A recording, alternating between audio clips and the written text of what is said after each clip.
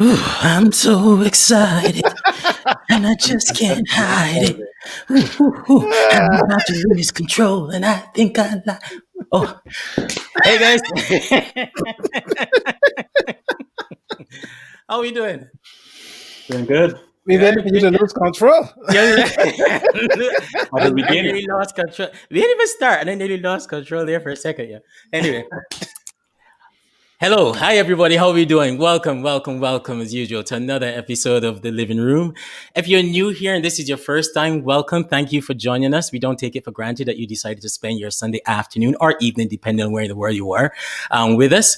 Again, as I said, if you're new, this is the We Global platform that you're on, and this is our show, The Living Room, where me, Andre, with my good friends Philip and Mark, we just have great, fantastic Caribbean conversations every Sunday afternoon. So thank you for joining us. Again, you can find us on Facebook, if that's where you are already, YouTube, Instagram, Twitter, wherever you look at your social media, you can find We Global. Guys, how are we doing? Excited like you, man. Excited. Yes, I did. Yeah, man. I can't help it there. Just now when we were waiting for everything to start, I was Right, getting a bit right. excited.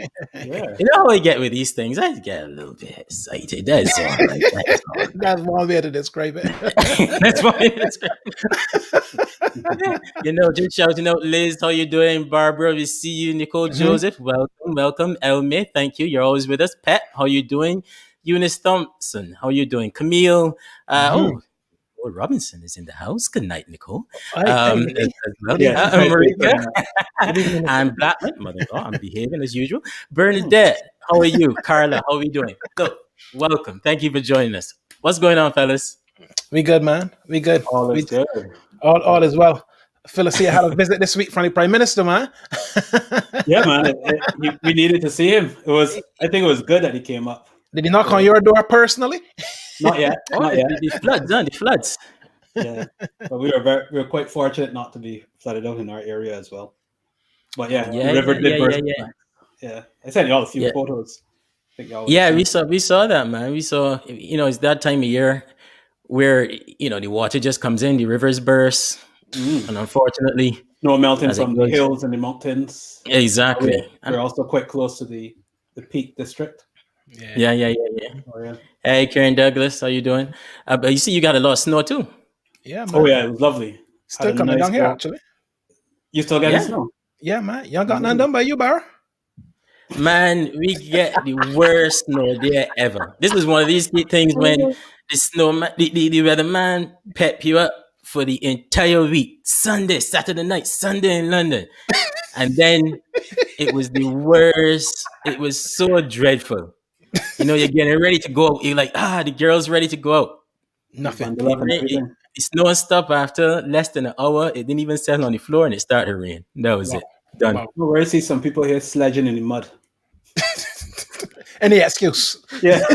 People don't fall that much, here the snow does not fall. I have not experienced, because I used to live in Germany, and there every year it would snow. It'd be thick snow. You get it. Yeah. But here it's not the same. It doesn't settle because it doesn't get down to like minus 20 and so on. Yeah, but if it settles, it only lasts for like a couple of days, and then it disappears because the rain always come back. But that's what it was like. So we didn't have no lot of snow down this side of the world. It wet though. It very wet actually, but no snow at all.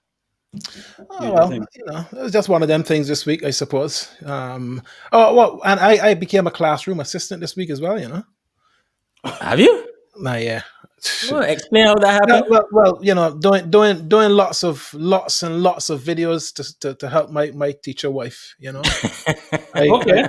I got drawn in as a classroom assistant this week to make quite a few videos. You appearing in the videos too? No. I would like to see that. Okay. I keep asking, so when you done make all these crumbles, who gonna eat them? You're supposed to come in and go, that is nice, miss. So that's me. One too many crumbles, man. So I really struggling. But yeah, it was interesting, man. Really interesting. Okay. No worries. What else you see going on at your side, man? Well, to be honest, I think it is just mainly trying to get control of the COVID numbers with us. and trying to really see, but we are already starting to talk about what the release will look like and that type of thing. But I think we might be getting ahead of ourselves a little bit because we're still going to be here for a little while longer, I suspect. We here for a bit, man. This thing, I don't want to say out of control, but it nearly there. Yeah. It nearly there. I think the vaccine can come soon enough. Let's hope that works. Let's hope it does what it's supposed to, without too many side effects, because no one knows what that's going to be yet. But it can come soon enough. This thing becoming a little bit out of control now. But not just here. We're seeing it happening in the Caribbean as well. Oh, yeah. I see. Was the word I heard in that press conference yesterday in Barbados? Community transmission. Community transmission. Which is slightly different from local transmission. Explain the difference for me. But it means the same as community spread. Community spread. Yes. So it seemed like that's where Barbados is now. So let's hope everything works out there. Yeah, well, we hope so. But look, in truth, I don't think anybody's really here to listen to us today, in truth, right? He said, Mark, make sure you're well dressed in those videos.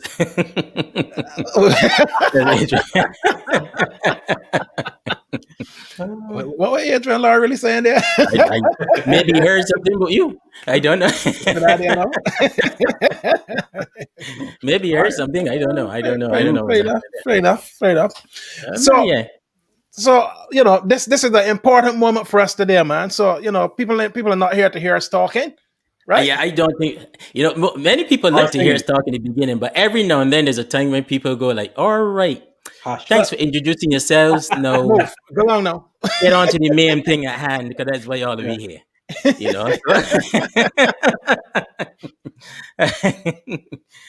So we have no problem with that at all. But look, guys, we started within the living room a session called Living Legends in the Living Room. And really that was so that we celebrate our own. We don't need to wait to see our legends on BBC or NBC or CBS or some other documentary or newscast outside the region. We doing it ourselves, and that's what we have today. So today we have, I don't know, I live it. You can tell how excited it is, right? I still excited. A living legend in the Stand up, let us see your grass skirt, man. Stand up, let us see your grass. I tried to get one on Amazon, but I ain't getting that. I should have get one of the heavy pieces, but I couldn't get any. And then my daughters tell me, we're gonna be watching, so don't embarrass us. So okay. I behave myself. I am on the strict orders not to get out of this seat. Is that so? Anyhow. well, look. So look. We have in the house today living legend from Barbados, the Caribbean soca queen, Alison Hinds. She is without a doubt a legend in the Caribbean. And we have her here. She's going to spend some time with us. So I cannot wait. At all.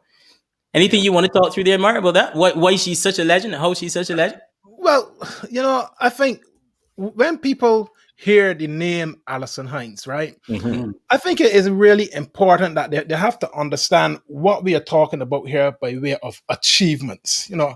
Alison is a cultural ambassador for Barbados. She achieved that in 2017. She was honored by her school back in 2013, as an outstanding person from Foundation School. And she's been honored across the world. Contribution to Caribbean culture in New York. She was honored by the University of the West Indies for her outstanding work in calypso and zouk and soca in the art form. First primetime TV appearance on the Today Show in 2011. And of course, Best Female Vocalist, International Reggae and World Music Award back in 2010 and 2009. And these are just some. That's just some of the achievements. And a couple of things that are very, very dear to her heart: the advocacy work that she does around AIDS awareness, women's rights, the work for the Diabetes Foundation and the disabled and physically challenged, and along with the work that she's also done in the past with raising funds for Haiti. This is without doubt, a significant Caribbean person that we are honoring today in the living room. Indeed. I 100% agree with that. But I ain't had a headpiece, but I got something. and we getting ready because we're gonna show people know. People happy to hear all of that, right? But we can give y'all a little bit of this journey here this afternoon, right?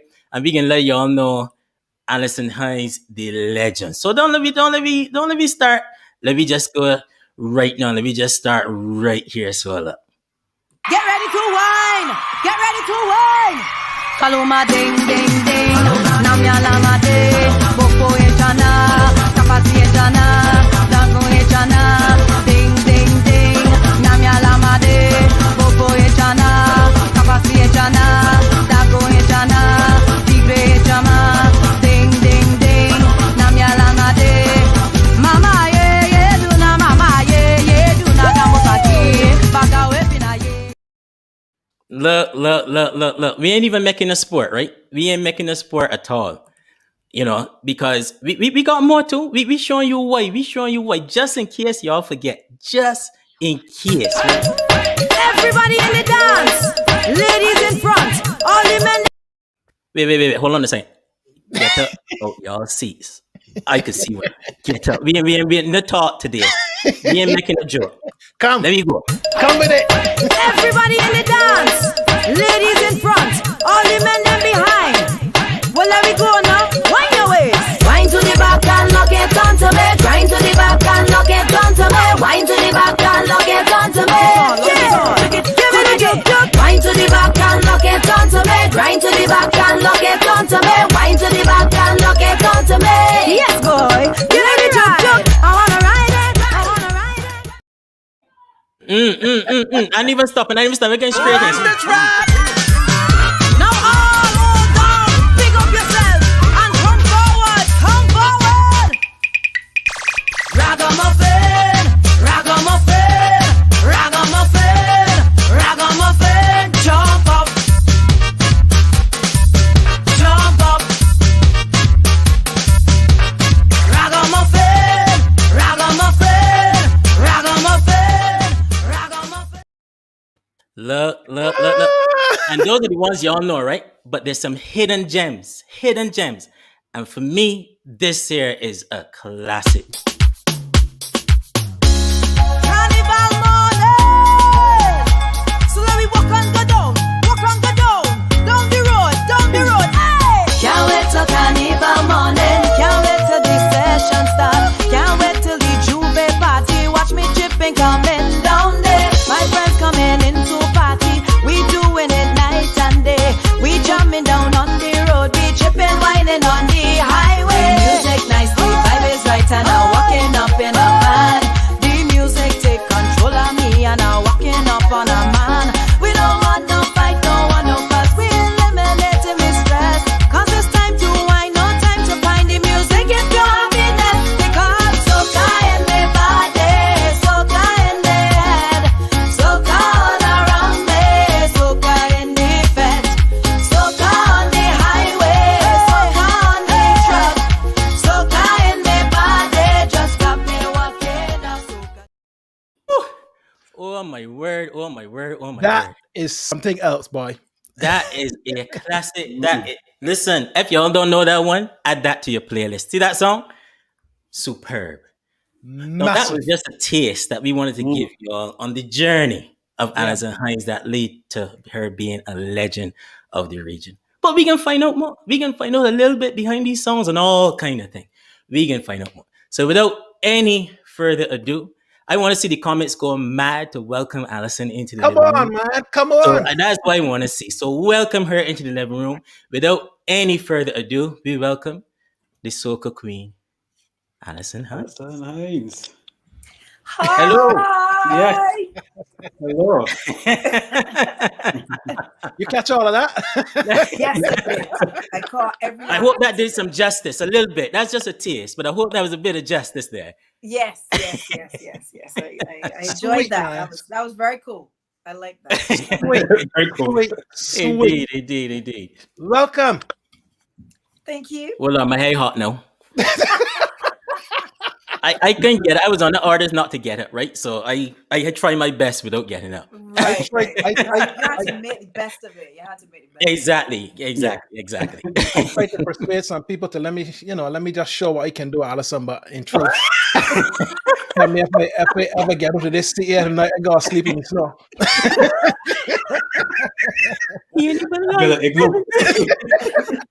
So I sorry if I didn't do justice to those moves, but I would do justice a little later on. Anyhow, I bring my sticks, man. I bought my sticks. Alison, I see.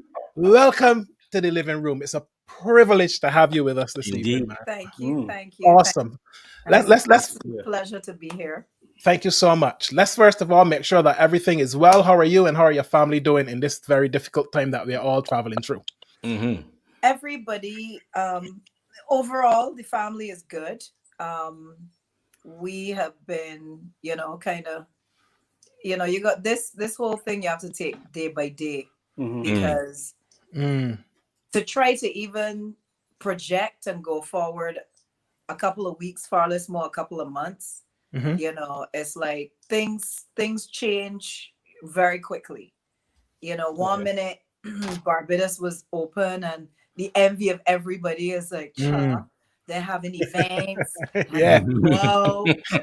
bars, going live, thing, and the rest of the Caribbean was like, go to Barbados. I like that chips though. That's a special chips there, boy. That's a real for sure. Yes. And then Christmas came, and that Christmas weekend, and everything changed from there. Changed from there, because I think it was also that people got complacent. We're all guilty of it, because everybody tired. Same story here. Tired here with Rona. Tired here with lockdown, quarantine. Whenever this whole thing comes to some sort of, I don't know if I can say end, but a place where we can actually start to live again. Nobody is gonna want to hear the words lockdown, quarantine, stay home, social distancing. I don't think anyone can stay home at all. I see a mask at all. Take those words out your songs. Everything. Those words will be outlawed. Exactly. Yeah. Absolutely outlawed. Wow. Nobody wants to hear those words when all of this comes to whatever end or whatever exit we get to. Wow. But now that, as you all said earlier, as opposed to local transmission, we now have community spread. I'm like, what? Seriously? That's semantics. Exactly. Like, that is semantics. It's tell them. Yes, we have local transmission, but we don't yet have community spread. Indeed. Like, nonsense. All right. So now they've officially said that we have community spread. And there was a meme that I saw that was like, somebody was like this sarcastic kind of, and it was, and the bottom of it was Bajans pretending to be shocked about community spread. We knew this, like, duh. Yeah. I think that's all of us. That's all of us. I understand in terms of the authorities, they have to go through their processes and their definitions. It's a hard job. So they had to certain things had to be satisfied in order for them to officially say that we have community spread. But we as Bajans already knew that. Already knew everything. The amount of cases just been popping up everywhere, just all over the place. Now we got there's a couple of staff of the QEH that have come up positive. Oh, that's a shame. Yeah, that's not a good thing. No. Yeah. So it is, all I'm saying is that I can smell a lockdown coming. So I'm really happy that you and your family are doing well. We know that there's some challenges across the island. And we hope you guys continue to stay safe. Yeah, man. Overall, we're good. Excellent. And listen, this series that we have here, Living Legends in the Living Room, it's all about people like you, Alison, who are immense, who have been iconic, who've gone across the world, and who are recognizable and have done our region tremendous pride. So first of all, let's say a huge thank you for what you've done.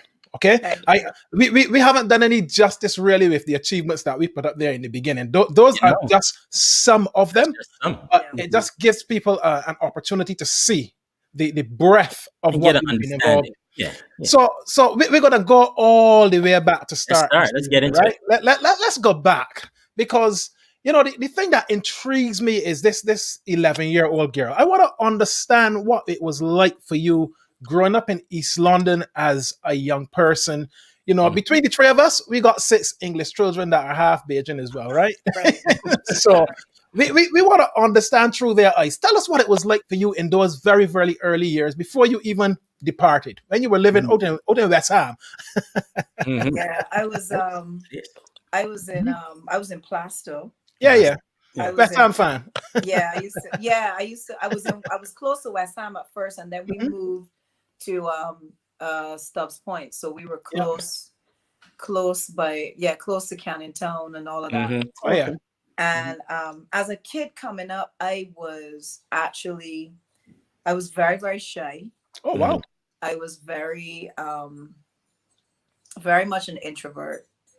And coming up in England, I was very my self-esteem wasn't good, because I was in a minority. I was living in a majority white neighborhood. Most of my friends were white, and I kind of felt invisible. And as we were in primary school, the boys would go after my friends, but they never checked for me.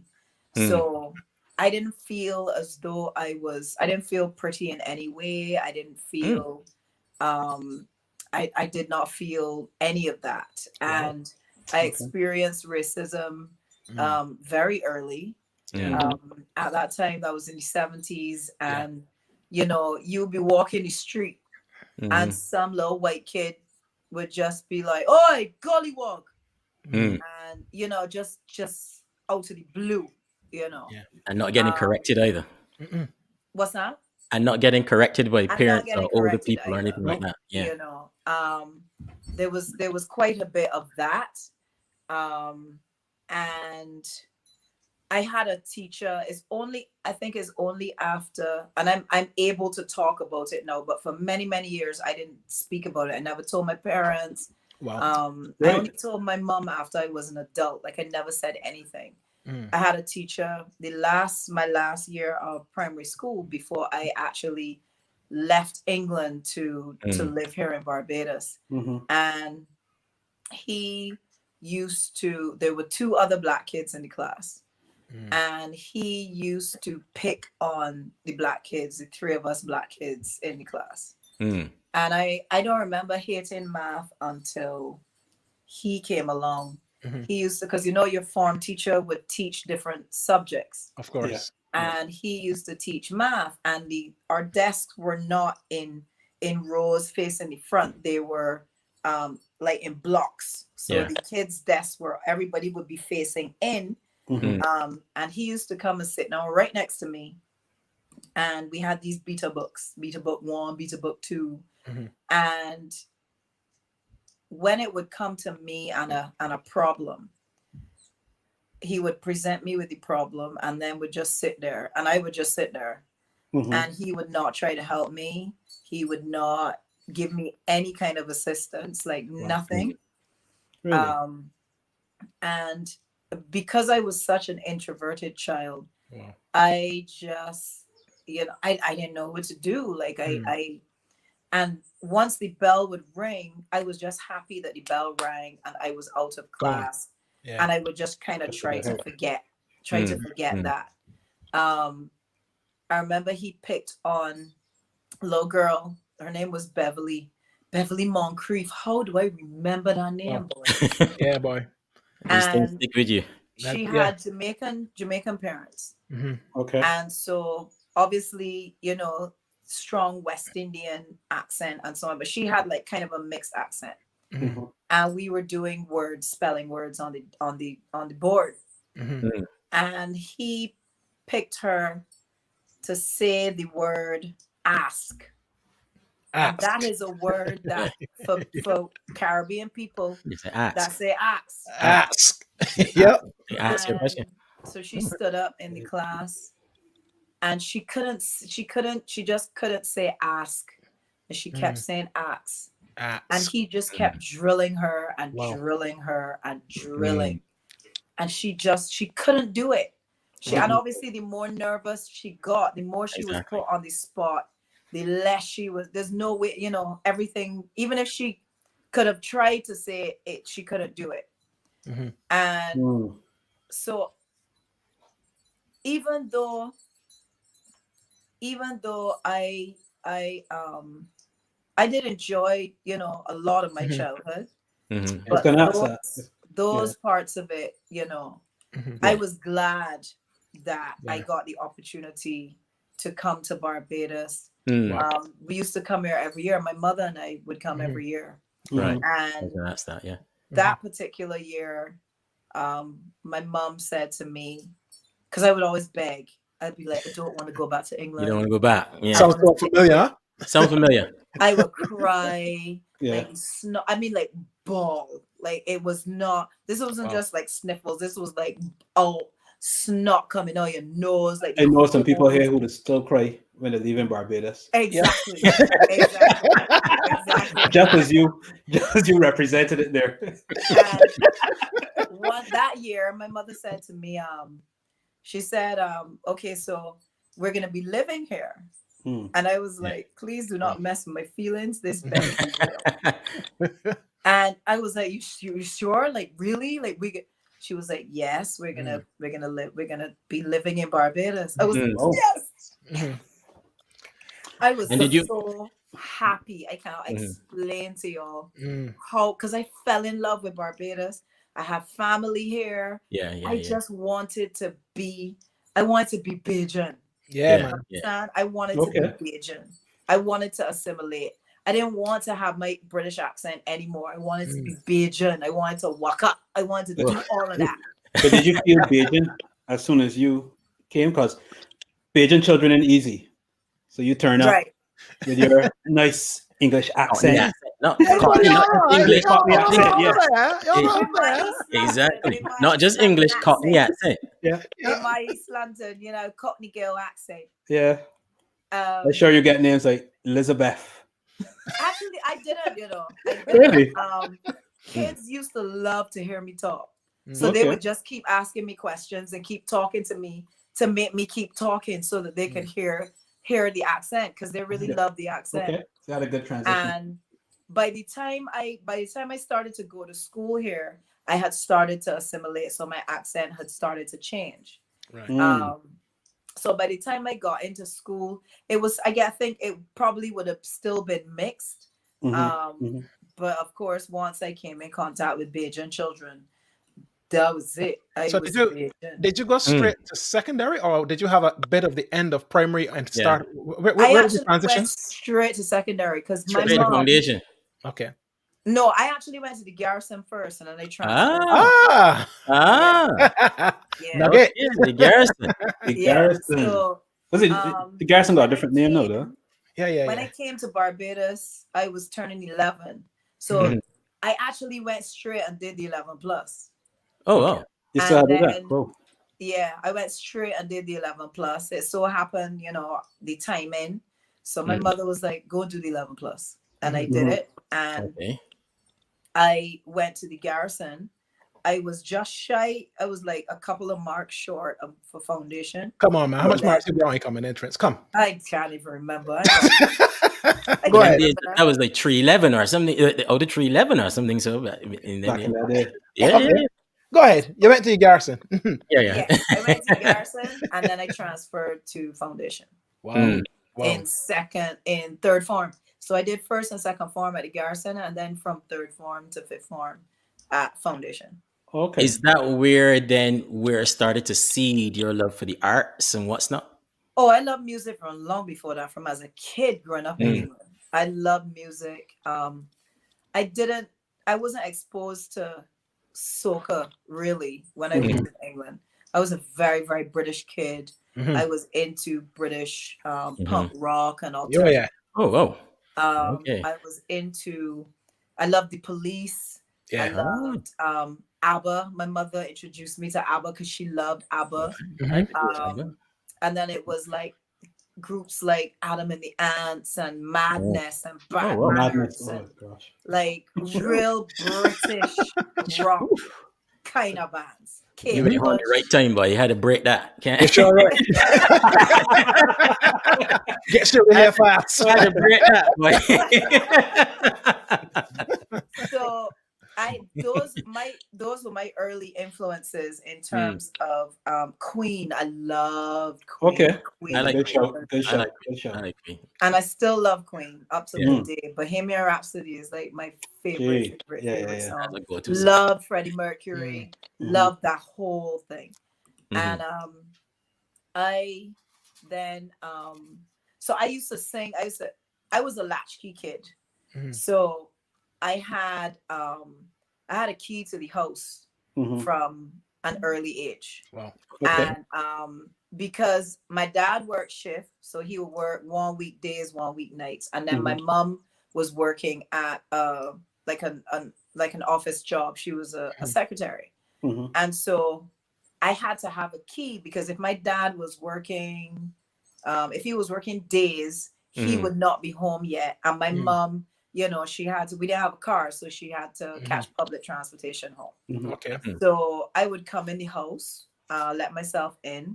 And when I think about it, I had to be about 7, 8 years old when I had a key to the house. Early independence. I was traveling on the bus by myself, and you know, I had to learn to do it. I would turn on the radio because that was really my company, being in the house by myself. So I got to, you know, music kept my company and kept me going. And so I knew like all the songs on the radio basically. And music was always a part of me, and I was always singing. I'd be in the mirror with a brush from microphone and just imagining these thousands of people. Wow. And so that was something from so when I was a little kid. Is that what prompted then the Richard Stout Teen Talent entry in 87? What prompted that was Anderson Youngblood Armstrong. Yes. Well, sorry, he was Youngblood then. Youngblood. Then you get older. Yeah, you get older, so you know, can't be Youngblood anymore. And I met him because at that time he was, you know, one of the youngest calypsonians around. Yeah, sports Billy and all that. Yes. And classic. And tie up me Billy Gold. Exactly. Billy Joel. The most controversial song of the time, boy. Give it. And if things continue, they gonna be soon on a Sunday. And then I cannot watch sports. Billy. He almost get pelted out of school for that, boy. For sure. Listen, at that time, there was possible talk from the Ministry of Education at the time about children going to school on Saturday. Yeah, I was Billy Miller. Billy Miller was the Ministry of Education then. Billy Miller. Yeah. Yes. That's how he was playing on Sports Billy. Yeah. Correct. So we met, and he was the one that we had a conversation. We were talking on the phone one day and talking about singing and songs or whatever. And he said to me, "All right, so if you could sing something to me over the phone." I was like, "What?" He's like, "Sing something to me over the phone. Let me hear if you could sing or not." That's on the blood, yeah. That's blood right there. And that's blood right there, right? That's blood. Intense fellow, man. Nice, but intense. Straight up. Blood in here. Yeah. So I sang Overjoyed by Stevie Wonder. Stevie Wonder. Oh wow. Yes. And heavy. That is one of my favorite songs. yes, it's one of my favorites too. Yeah. And so after I sang it, he was like, "Well, you could sing for Drew." I said, "All right." If you could choose that song, wow. Yeah. Teen Talent. He was the one to enter. He's like, "I'm gonna enter you in the competition, and I'm gonna help you to choose your songs, and you're gonna go in that competition." I was so frightened, right? So scared because, as I told you, I was always very shy coming up. So for me to step up on a stage was a big deal. But I love to sing, so I was like, "Alison, you want to sing? You got to do this, right?" And the crowds in Teen Talent in them days was massive back then. Yeah. It was a huge ruckus, man. It was an easy later. Yeah, ruckus, man. If you didn't look good, the booze was you know it. That was like the Apollo. Yeah. I remember. That was like the Apollo. If the crowd didn't like you, that's it for you. You will know about it. So so he entered me in the competition, helped me to choose my songs, would go to rehearsals with me, everything. Oh. I went all the way to the finals and I placed third in the competition overall. Right. And it was after that then that he then came to me and said, "Listen, me and some friends, we have this band called Square One, and we're looking for a female vocalist. Would you want to be a part of the band?" And I was like, "Yeah." Of course. Because I wanted to be able to sing. I wanted to do that. I wanted that. Even though I was painfully shy, I was like, "Well, Alison, you can go work your way through this because this is what you want to do, you know." So yeah. So I was gonna ask. So when Square One came to Foundation, what was that before or after the Teen Talent? That was after. Okay. So you already met Andy. Yeah. Okay. Teen Talent was before. That was the intro, because then Andy got to see he could. Because I used to stand up in the middle of the stage, and sing. Like I had a voice. I always had a voice, but I was so petrified on the stage that I would just walk on and I would stand up in the middle of the stage and I would sing and people would be screaming, it would be carrying on. That's all I could do. And when I was done, I turned around and I gone. That was it. That was it. I wasn't like Edwin, and then Edwin used to come out all dapper. And show the pads and girls roses and all kind of guy, no play knees. I remember you. Yeah. He and Ray Armstrong. And all Yeah. All that is. So that was not me. That was not wow. me. Wow. You would have been like 17. Yeah. 87. Yeah. I was about 17. So what that conversation was like with your mom when you come home and say, "Look, that's what I want to do. I gonna join a band with a bunch of fellas." Lord have mercy. Well, my mother always knew that I was interested in singing because in primary school in England, I was in the choir. So, I used to sing alto in the choir. That's the school choir or the church choir? Which? In the school choir. The school choir. And then I was always coming home to my mom and singing songs for her, some song that I learned. It could be anything. It could be a hymn. It could be whatever. Whatever it is that I learned, I would come home and I would sing it for her. And so she knew I was always singing around the house. Music has always been a part of me. So when I did come to her and say that I was approached to be in a band, name of the band is Square One, blah, blah, blah, Young Blood, the whole thing. She said to me, okay. She said, I don't have a problem with it. Because she always supported me. Oh, wow. She always sort of, and That she did. What she did, West Indian parents were not doing at that amazing. point. That's so amazing, you know. But anybody, any of their kids that wanted to go into the arts or entertainment in any form or fashion, and it's still a struggle now. It is a huge struggle. Yeah, it's still a struggle now. Yeah. So the fact that she was like that with me, and that she was so open and so receptive to it, because she knew, because she knows her child, and she said, but I need to meet the guys, because I need to make it clear as to what is expected. Let me set down some rules here. Yeah, absolutely. I like Mama Red. I like this. I told the guys, and they came to the house, and my mom sat down with them, and she told them, you know, what was expected, because I was the only girl, and I was also the youngest. So they had to make sure and look after me, take care of me, make sure that no kind of harm, nothing happened to me. Excuse me. And they took that to heart. From day one until the last day that we performed together officially as a band. They took that to heart. And that's why I never really came across any you know, like too much I could never be like taken advantage of, because the guys were there to be that buffer and to protect me from you know, and our manager Patrick Cobham, he would have been the person that really would have been out there dealing with you know, with all the different things. Wow. Oh, that's fantastic.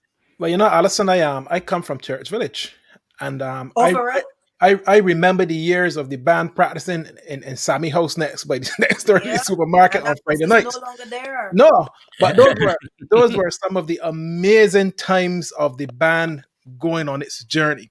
So set the scene for us and tell us. So you've gone into the band, and how did that journey start to transcend for you and for the guys? It took us. Let me see. So I would have joined the band in 87. Yeah. And I think what people don't realize, and you would know because you were in Church Village, that the band was in existence and working for 10 years before we got our break. Got to put in the work, man. We were a hotel band to start off with, and we worked the hotels for a number of years. And then we decided, okay, enough of this hotel thing. But the hotels actually allowed us it gave us like discipline, and it allowed us to build a repertoire, a very wide repertoire of music. Then allowed us to be able to do a lot of private gigs, corporate gigs. So we were always you're in the tents as well, back in band in the tents. We were in tents as well. As well. And when Mac, because remember Mac would have taught Andy, Terry, and George at Lodge. And so that when Mac decided that he wanted to use the band as a backing band for the tent, some of the people in the tent, not necessarily Calypsonians, but some of the fans and stuff, was, you know, they were skeptical because they were like, this little young band, young people, come from wherever they come from. Them no saying, but back in the tent, them you know, you understand what I'm saying? So we were always having to prove ourselves, and we would always nail it to the wall. So when we were told, when we kind of, you know, you were getting that feedback from some people that were like, well, them can't. We was like, all right, cool, we can prove them wrong. And we did a stellar job. Back in the tent, we backed the tent for 2 years, I believe. I think it was like 2 years that we backed the tent, and we doing the corporate gigs and doing the private gigs, for the Rotary Club and all these different things. And then we decided, okay, we need to now come over into the club circuit, which is where, now we can really be in contact with like real pages, with locals. And was competitive during that time too, because I can back then, that in the 80s, late 80s, early 90s was really, there was bands. Years of the bands. Exactly. Absolutely. Signature, Liquor Fear. Look, I show my age now too. But Ivory, Saturn. Ivory, Saturn. Those were the bands. Yeah, man. Yeah. So it's interesting to hear y'all philosophy now then of just honing your craft. And then when you transition then over to the nightclub scene, it was a different set of competition you're dealing with, apart from just crowds. Exactly. The game got to be up to come anywhere near Coalition and them lot. Because we came from the hotel, which in comparison is easy work. You come, you set up, you play 2 sets. Yeah. We used to play at Glitter Bay on Monday nights for their floor show. So we would do that as part of our thing. And then coming into the club circuit now is a whole different thing. It's like, all right, you gotta look a certain way. We had to learn like covers of whatever was popular at the time. Because we weren't recording as yet. So the only person that would have had original stuff would have been Andy, and his stuff was Kaiso. It wasn't Soca. So we were a club band for all intents and purposes, but soca was always a part of who we were. So we made sure whatever soca music, had to be a part of our repertoire, along with everything else. So we played everything: reggae, dancehall, rap, alternative, pop, R&B, everything we were playing. Wow. And so that experience now, that is where I started to come to the forefront. Because I started to see how when Andy would interact with the audience, how much they loved it, and they loved, you pulling them into the performance. And so that's where I kind of started to open up and be like, all right, Alison, you gotta get past this now. You gotta push past come out of your comfort zone. Because in the early days, you was in the back holding the cymbal. Exactly. I was even holding the mic, like the mic would be in a stand. I mean, that's so amazing to think. I was playing tambourine. You understand? Wow. Did that cause any tension at all? Because initially they came to you and said they're just looking for a female singer. So I assume that was sort of a backing singer. No, I was always part of the lead. Okay, got it. Yeah, I was never a background vocalist. Nice. Okay. It was always the 3 of us, myself, Andy, and Cecil, as lead vocalists. Yeah. It was never. They never put me in a position where I was like, okay, Alison, we just want you to sing a little backup here. Good. And the 2 guys are going to be out front. It's like, no, it's the 3 of us. Okay. And when I started then to, kind of come forward more and interact with Andy and with Cecil to a lesser extent, I started to get more comfortable. Wow. Because I knew what I was singing, and I knew, I was comfortable there. But then it was like, okay, let me see. I like this. This is fun. Talking to the audience and playing the ass with Andy, and, doing all of this. I was like, yeah, I like this here. I like this. Okay, this is it. But it's amazing how you were able to overcome that issue of being more introverted through the arts and through culture and just honing it in the band. It feels as though sometimes we don't recognize the value of those things, Alison, particularly in working in the arts, that it has a real long-lasting effect. Look at what it has produced. Exactly. Absolutely amazing. So look, you mentioned Andy and Cecil and George. Talk a little bit about Terry, because he was absolutely a vital part of this setup, like all the others. But tell us a little bit about Terry. Mexican was the last person last member to come into the band. He also went to lodge. So it was really the four of them that would have gone to school together. And then Terry was out on the cruise ships for a number of years, but he always kept in contact with the guys. And so the discussion came up about him joining, he was coming off the ships. He had enough of the ships and he wanted to come home and be in the band. And we were like, cool, coming to that's fine. Because he was bringing another level of musical expertise, because he was bringing pan is his first instrument. And he plays tenor pan, so he plays lead. And then he also plays some keyboards. And then of course we then that's when I found out about his writing skills. The writing. And so he wrote my very first hit, which is my first hit that hit outside of Barbados, which was Ragamuffin. I remember it. Yeah. And Ragamuffin, when it came out, it was so different to everything else that was out there. It was shy girl. You understand? I don't see the shyness there, dog. That's shy girl. But at that point, I was no longer shy. Like, come on. Okay. At that point, I was a Lego beast. But when that song came out, that song just it catch fire the place. It really caught fire the place, and allowed me to be able to make history as the first female to win Royal March.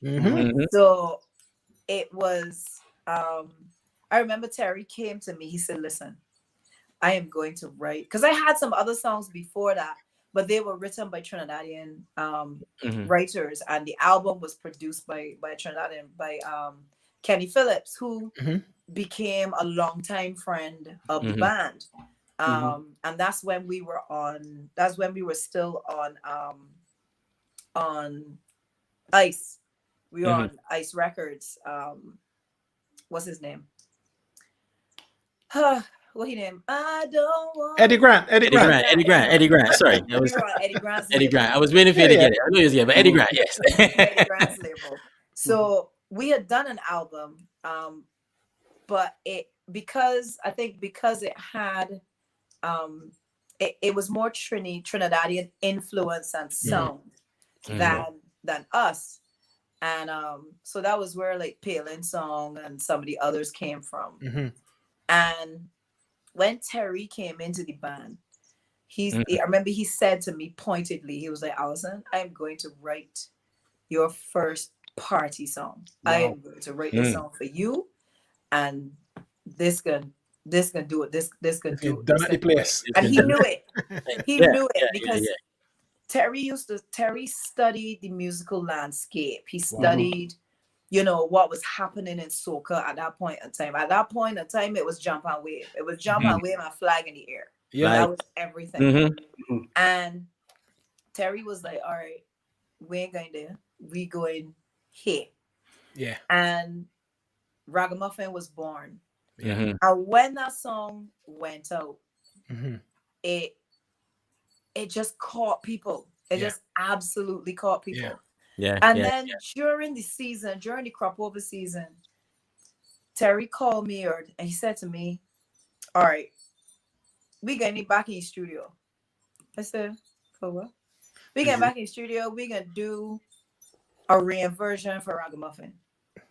And it was so random because I was like, a reinversion.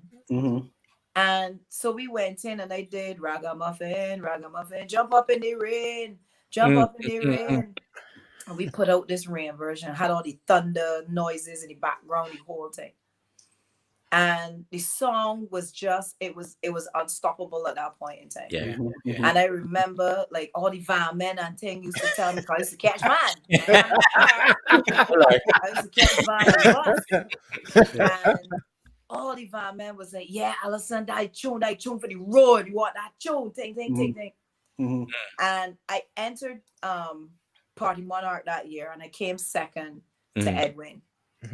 And then the Road March came, and I remember Big June, man. After we got down, the rain fell.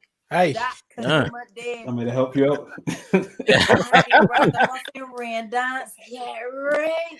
And I was like, this man, how he this man is a visionary man.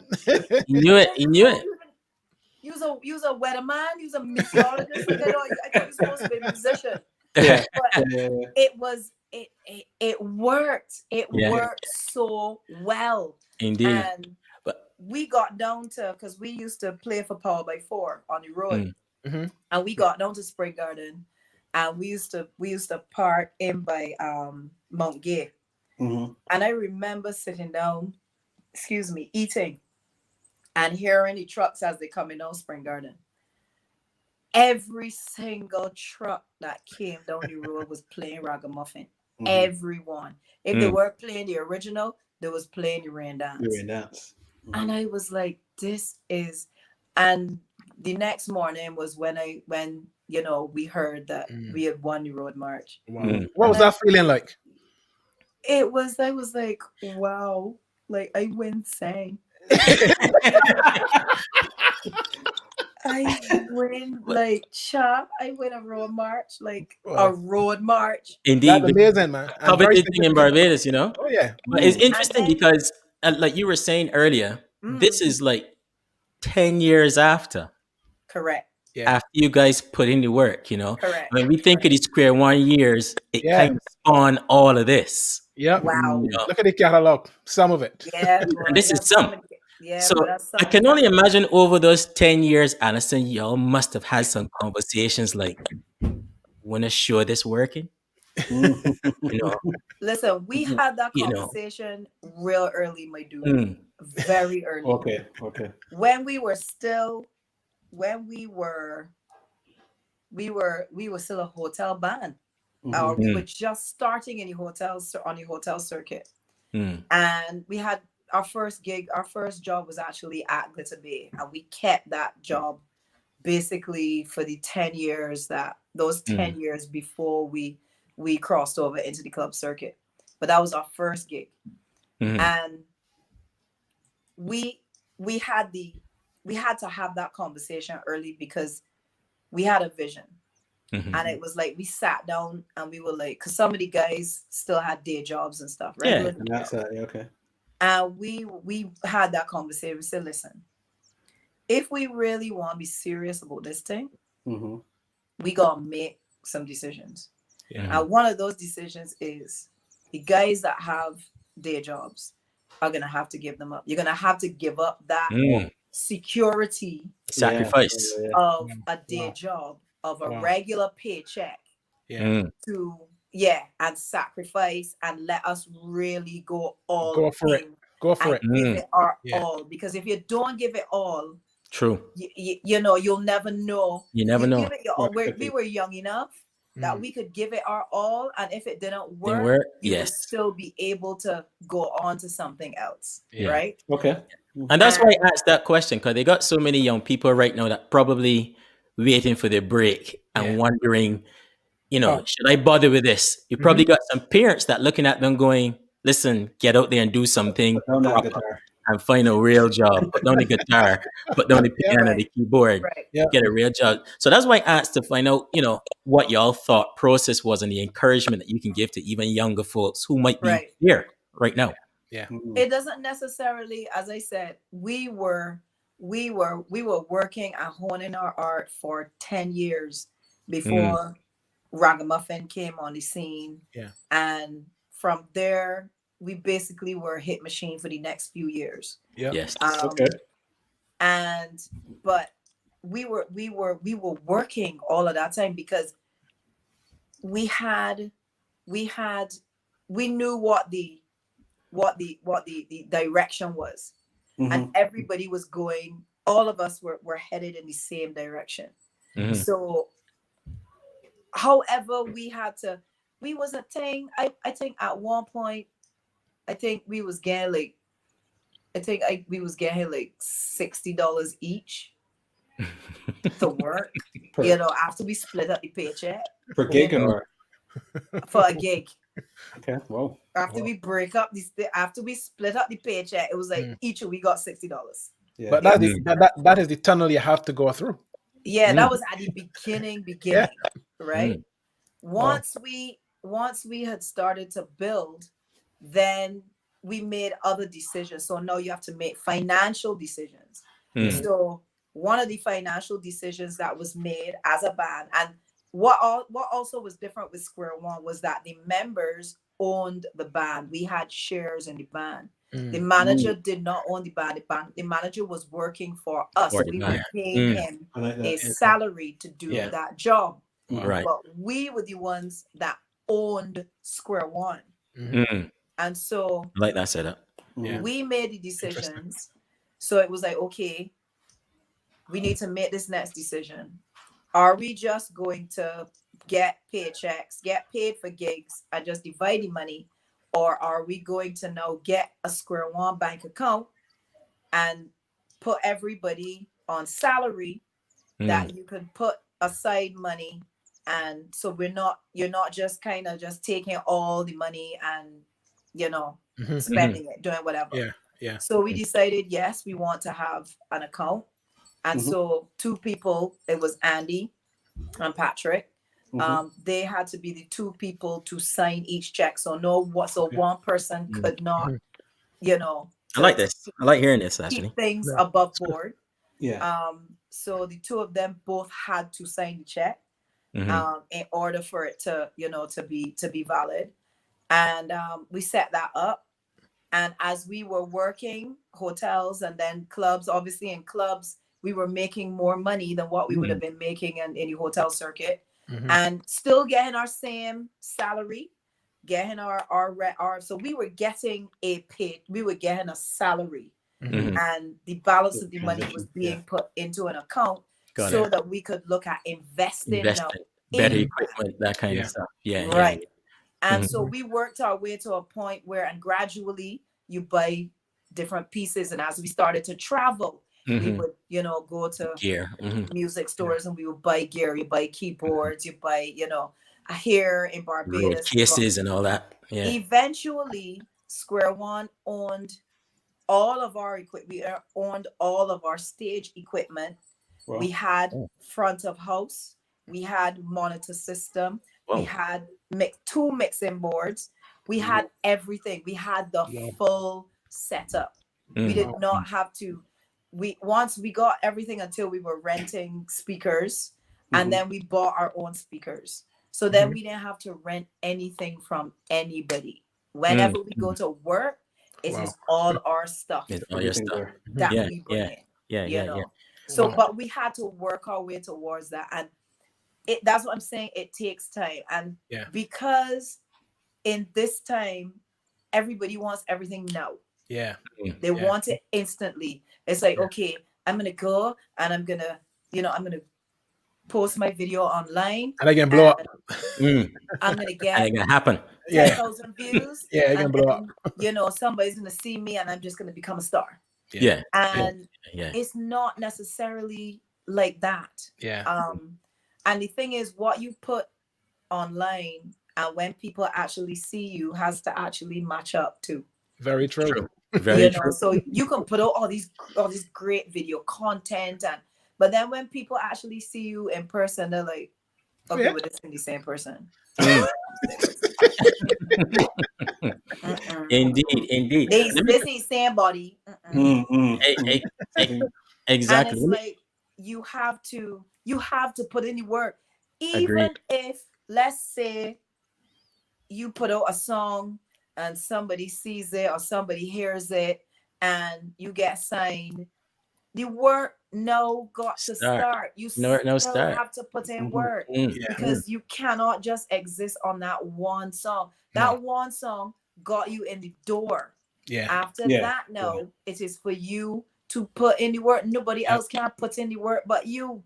Agreed. And also as a young person coming up, especially if you want to be in the arts or in entertainment in any form or fashion, you need to also reach out to people. You can reach out to people that have more experience than you and pick their brain. Exactly. You know? No, this is valuable. Very much so.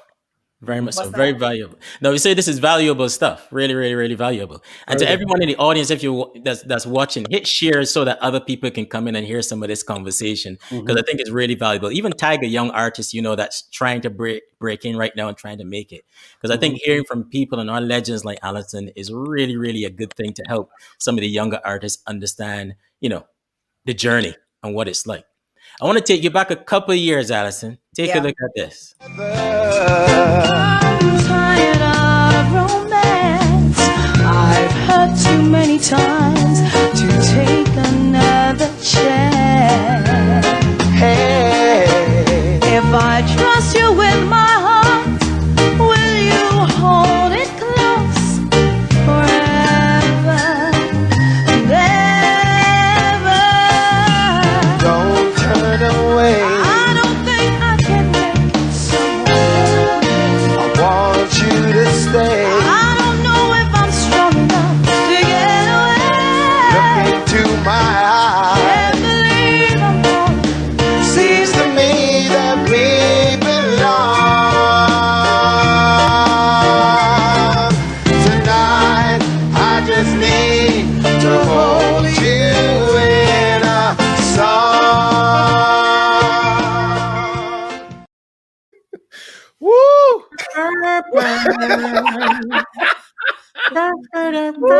It just miss your light, so you miss your light. CBU Song Festival. That wasn't the actual CBU performance. We tried to get it, believe us me. We tried to get it. What was that like? I love that song, by the way. That's still, to me, that is one of the top songs of the region to this. What was that process like? And this is before Square One blew up as well. So you were kind of on a trajectory as well. Yeah. That song, for sure, here in Barbados and amongst Bajas, that song is a classic. Yes. That is a classic. I mean, karaoke and everything. So when you reach karaoke, you're in. That's the pinnacle. If you get played before the 7 o'clock news, and that had a regular rotation.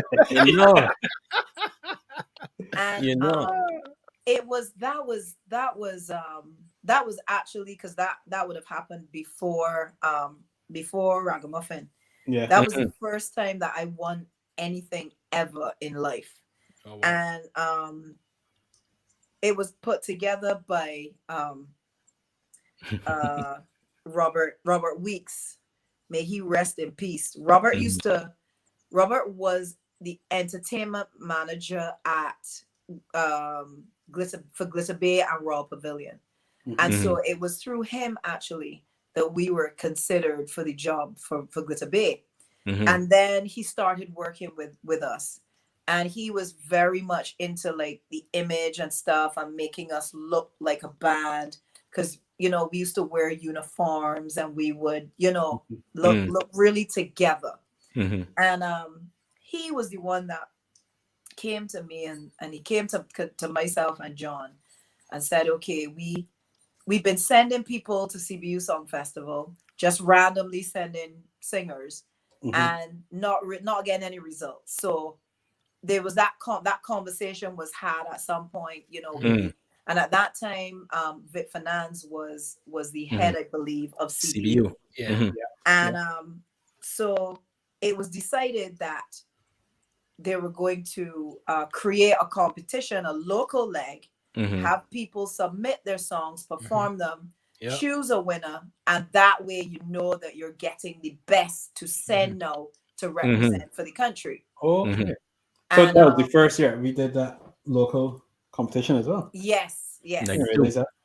So when they had approached Andrea Woodvine to write the song, and he wrote it, and John and I, obviously we came on board and said yes, we would do the song. And we entered the local competition along with everybody else, and we won the competition. and it was a very convincing win because everybody was happy, you know. Yeah, that was massive. And then so through that local leg, it raised the profile now of the competition, and everybody now was invested because it's like, yeah, Barbados sent somebody, and people know the song, and you know, so people were excited. And we went to Trinidad, and we heard before we left. And I would remember I was very inexperienced at this point in time. I was very green. John was a Calypsonian at that point in time.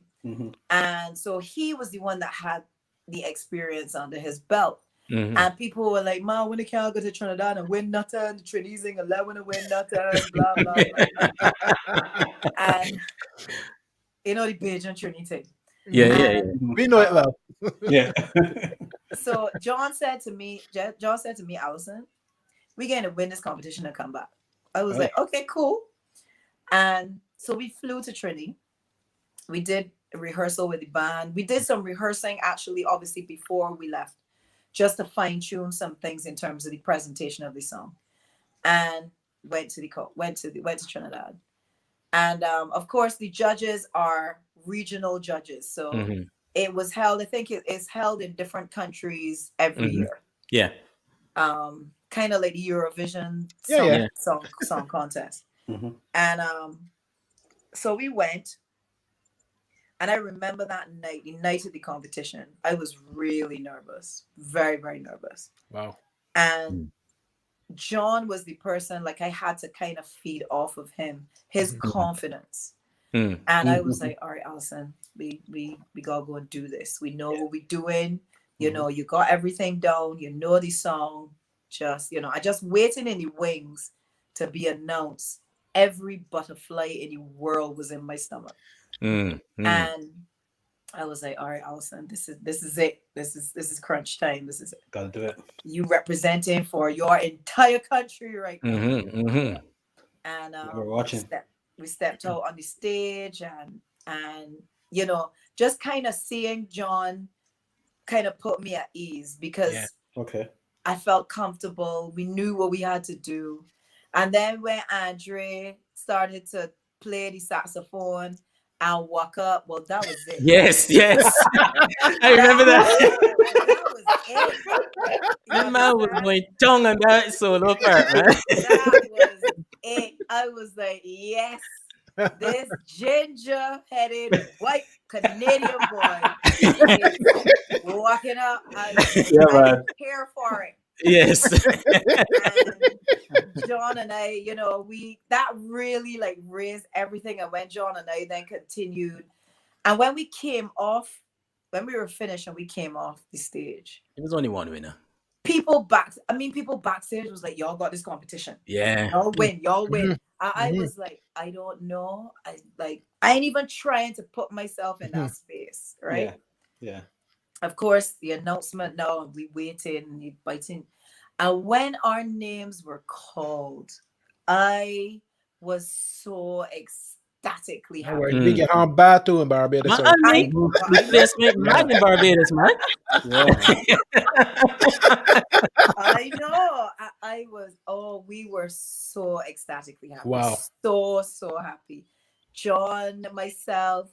And the thing is, I remember, because Vic was the head of the CBU, he couldn't show any bias. But I remember when we met up later back at the hotel and stuff, Vic was like, and he's telling me this all the time. He's like, you know, that night when they announced y'all's name, I wanted to get up and jump up and run up and down, but I couldn't do it. You know. Yeah, that might not have gone down so good.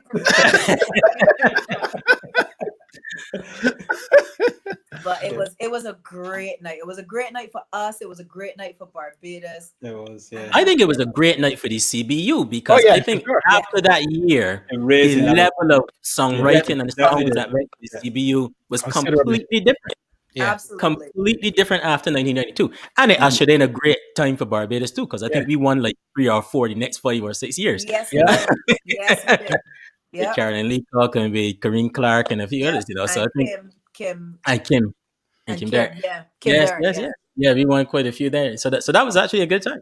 No, Yeah, that was excellent.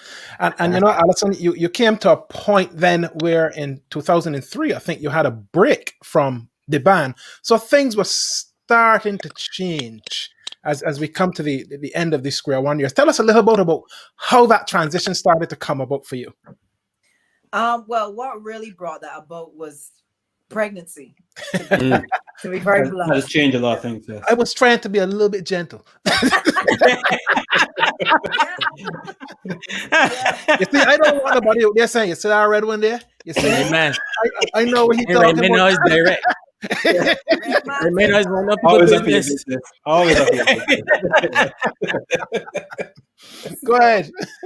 Yeah, so that was I had met and married my husband, and we were pregnant, so I had to come off the road.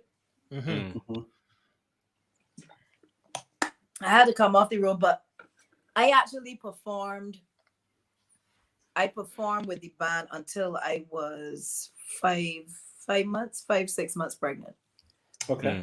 So I stayed on stage until, so that 5 months basically brought me to the end of 2003, because my daughter was due in May of the following year. And yeah, she was due in May. And so when I came, I was actually ready to come off the road too, because at that point we had been touring steadily since, you know, Ragamuffin came out in 96, 97. So basically from like 97 on, we toured steadily right through till 2003.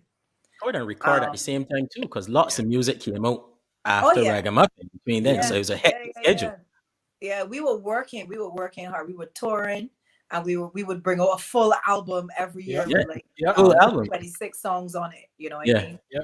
So it wasn't like we were just kind of putting out 2-3 songs here and there. We were putting out an entire album every year, and we were still touring, and we would record wherever we were. So if we happened to be in New York, this is the time for us to do our album.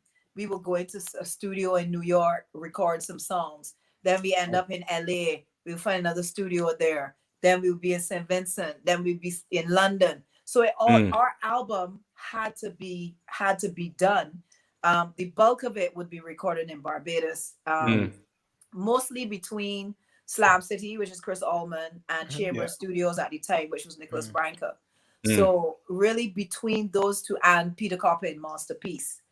So those 3 studios would kind of be the main studios that we used when we were doing our albums. And then, as I said, if we happened to be out somewhere, we would record in whatever studios, you know, were out there. So yeah, I enjoyed touring. Because we became a family. On the road, and we would actually like legitimately hang out with each other. So we would get to the hotel, you know, the guys would share, and we would hang in each other's rooms. We would go shopping together. We would go to the movies. We did all of that. Like we would actually line together.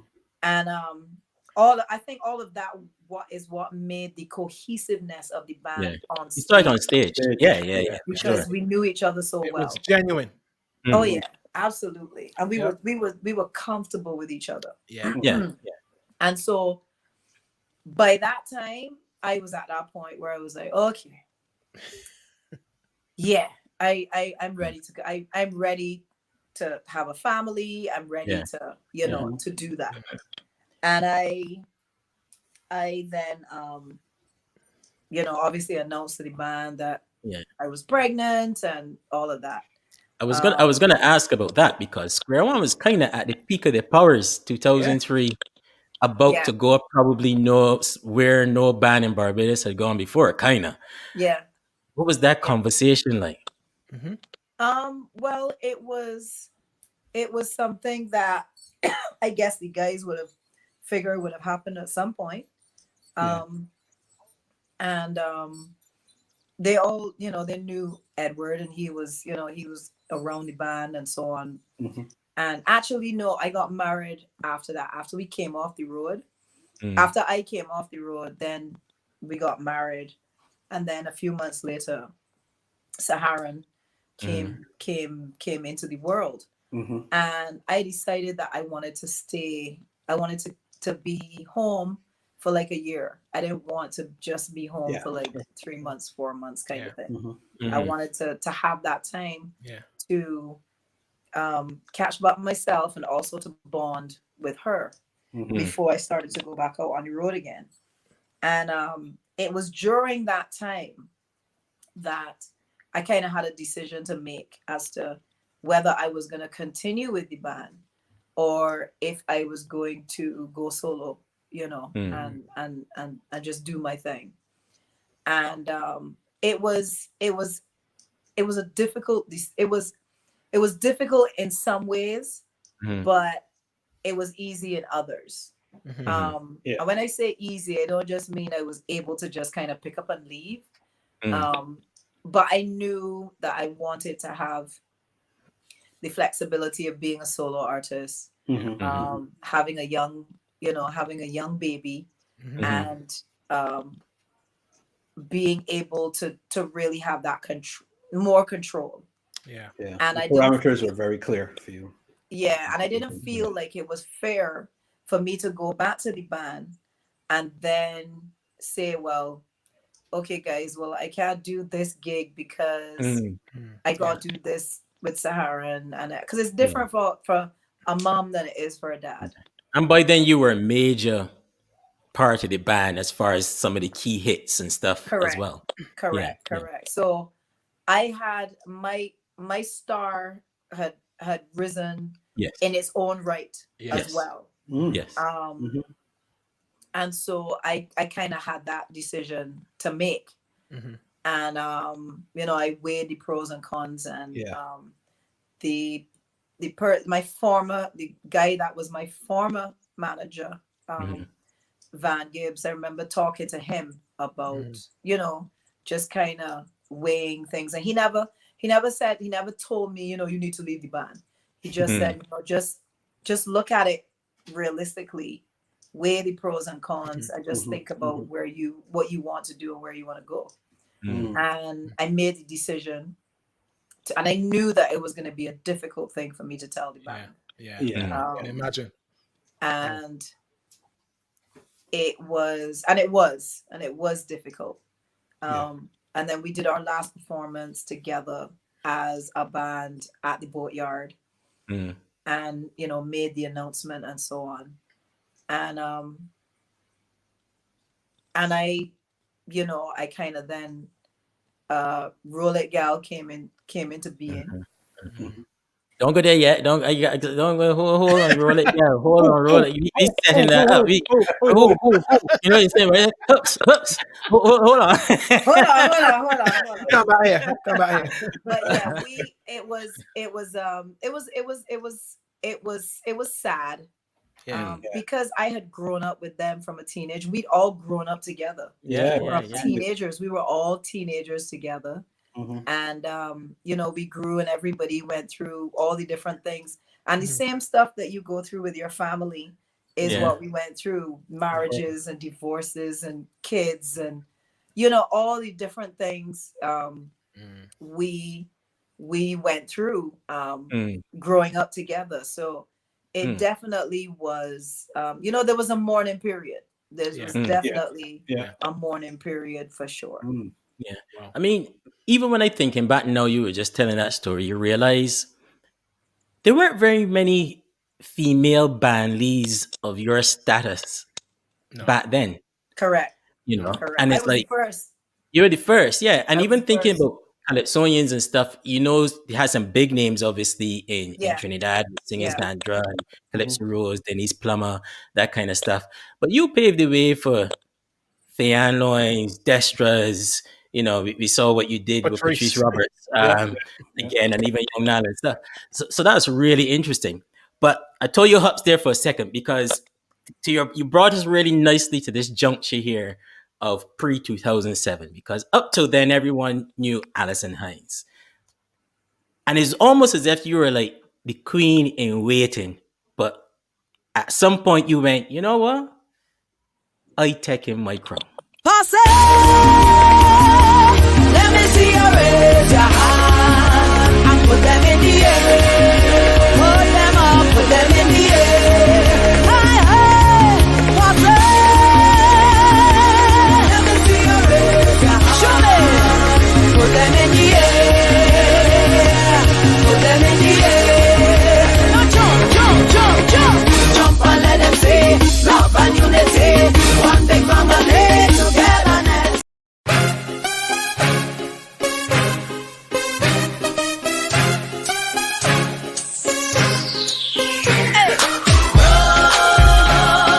Roll it, gal, roll it, gal, roll. Control it, gal, roll it, gal, roll it, gal, roll it, gal, roll. Control it, gal, roll it, gal. When them fly up in your face. Wow. What was that Roll It Gal journey like? Because when that song come out, man, it was like, what is this? Yes. It really The was. anthem. But it took everything to another level, and it was like, she has arrived. This is it. Soca Queen, I can't even question it. There's no question. It is Alison Hinds. What was that journey like making that? Because by then you decided, as you said, you're going to leave the band. You were thinking about your next project, Soca Queen. What was that like? How was that feeling and ride like? It was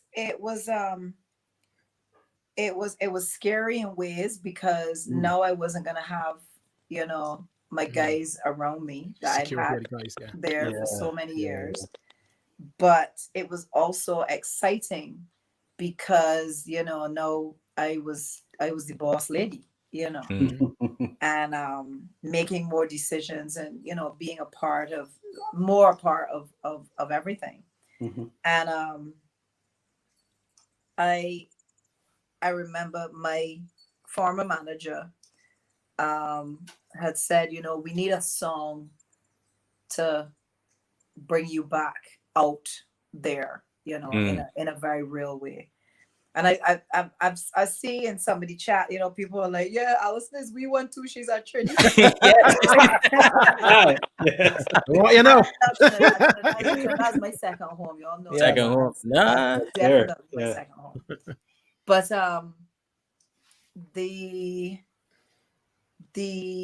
so there was a young lady by the name of Chantel Lane, who wrote the song, and she was and still is a big fan of mine. Yeah.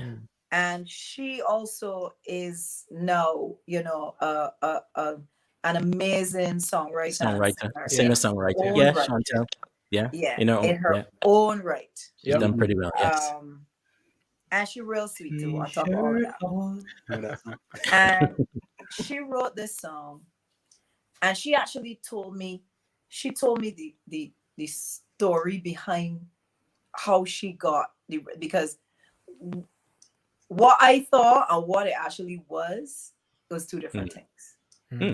And because unfortunately what had happened is that there was some bad blood actually after we released the song, and there was some stuff that happened, and that she and I weren't in contact with each other for like years. Like we weren't in contact with each other for years. Right. And then I wanted to reconnect. I wanted to kind of, and she wanted to as well.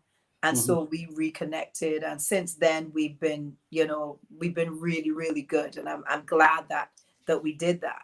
Yeah. But all those years ago, she was an unknown, nobody knew who she was. And she was brought by Natalie Burke to I think it was like a birthday party that my former manager was having at his house. And Natalie introduced her and said, well, she's a young writer, up and coming. And and I thought that she should meet you. And so he said, okay, I'm going to let you listen to some beats and stuff and tell me what you like. And so he took her, he had a studio in his house.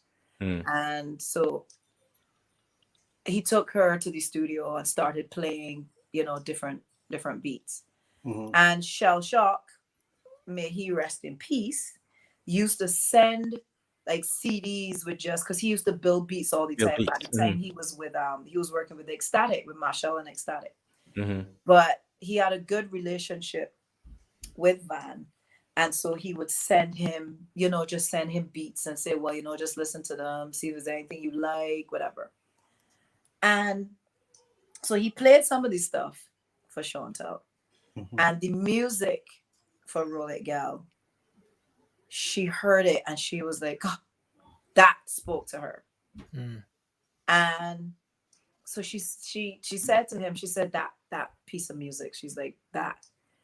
And apart from and she told me this, and I know that, you know, this is what happened. He told her, well, no, you can't get that one. You could listen to any of the others, but you can't get that one. Oh. So it was like, okay. And then I think he got called away back up to the party for something. And she decided, she was like,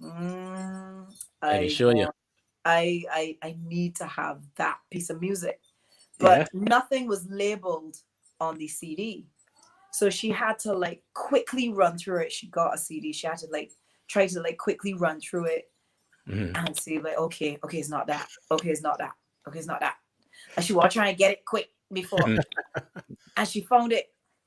And she ripped it, and she, you know, ripped it onto as I think it might have been on a memory stick or a CD. I can't remember CD, what. Memory stick. I think it was a CD. Yeah, it was a CD. So she ripped it onto the CD, and she was like, "All right, good, I got it." And she went home, and being a fan, she knows, you know, what my thing is in terms of female empowerment and that kind of stuff. And she wrote Roll It Gal, and like in a couple of days. And she sent the demo. And I remember she told me she played it for Natalie. And Natalie said to her, well, if Alison don't like it, I'm taking it. This sounds bad. Yeah.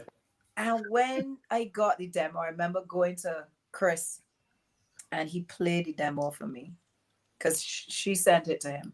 Chantel sent it to him. And the first time that I heard the song, I was like, I want to record this song. Like, no. Like, it immediately had that effect on me. And that was just a demo. And I heard it. I was like, oh my God. This song is wicked. This song is wicked. And I remember, well, obviously by that time, Van would have heard the song and so on and so forth. And I recorded it. And I just went in. I just recorded it like one time. Just went in. It was easy for me to like do the lead vocal. Lead vocal was easy because the song it was so me. And when I was on my way, I remember being on my way to the radio station with it after it was mixed and mastered. And gosh, what he named Andrew Denny mixed and mastered it. And I remember playing it on my thing in the car, in the truck at the time. And I thought, just when I thought, I was like, oh my God, this song, like it sounds even better now. But I also knew that it wasn't soca, because it's not a soca track. The music under it is pop, but what I put on top of it and what Chantel wrote and the way that she wrote on top of it gave it the Caribbean vibe. But if you take away the vocals, and you just listen to the music is pop. It is not soca. So I started to get a little nervous because I was like, oh crap, we were releasing this now in the beginning, like early for crop over, but it ain't really a soca song. But I already on my way, so you know. And we released the song, and people just absolutely lost it. They lost it. Women gravitated towards this song like nothing I had ever seen before. Guys, like everybody, the DJs, everybody went absolutely ballistic over this song. And I was like, wow, this is crazy. And it remains an anthem for so many people. You know, you touched on it there about female empowerment. Why is that such an important thing to you, Alison Hinds? It has always been, because there's too many times when women get either are not recognized for their work and their talent and you know what they've done. Women have been obviously, you know, marginalized a lot. And for me to come into soca, which is still heavily male dominated, but when I came into it, it was all male dominated. And I came in, and not to fight with the guys, that was not my intention. My intention was that every time I touched the stage, that people had a great time, that you know, that we were creating awesome music. That was my focus. And I think because of that, that's what pushed me. I had that hunger to just get out there every time and just nail it to the wall, just knock it out the park every single time. Every time. And I earned that. And I worked for that. And I was recognized for it. And I felt like women need to be recognized for whatever it is that they do, that they succeed in. Absolutely. And so it was important, because as I went along, that was a recurring thing. It's like, Alison, you know, you were the first woman out there, and it's because of you. There's a Destra, there's you know, at the time it would have been Precious and it's a Lester, and you know, and even till present, Nyla, Nessa Preppy, Patrice, all of these girls, even though they are young and but they still would have been there. The influence would still come from me. And that was important. That was very, very important to me. Long before I had a daughter.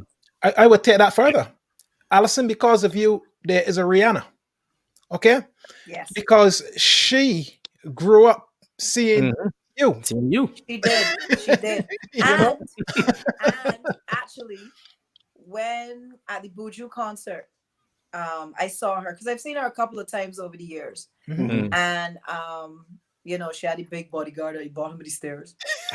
And she signaled to him, of course she could come up.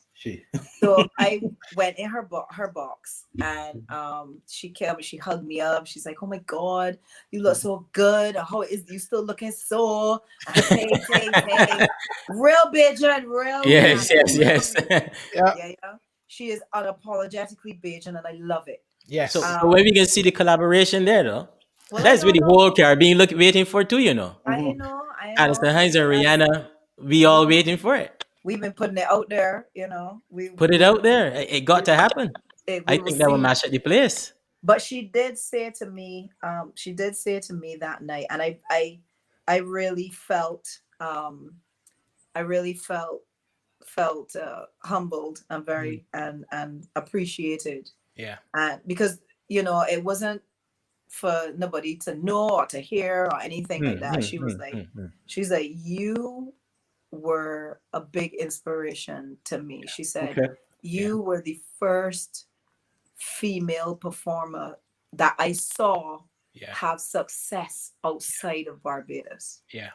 And so that inspired me to then want to go and do and get out there and do my thing.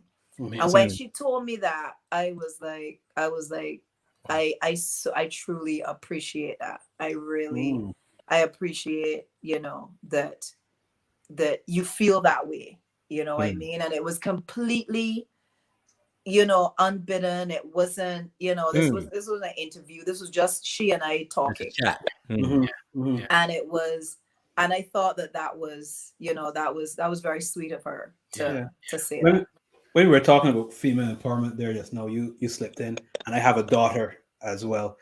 Has Saharan, has she changed anything about how you perform, what you sing, the songs you choose, the songs that you think are more important than others?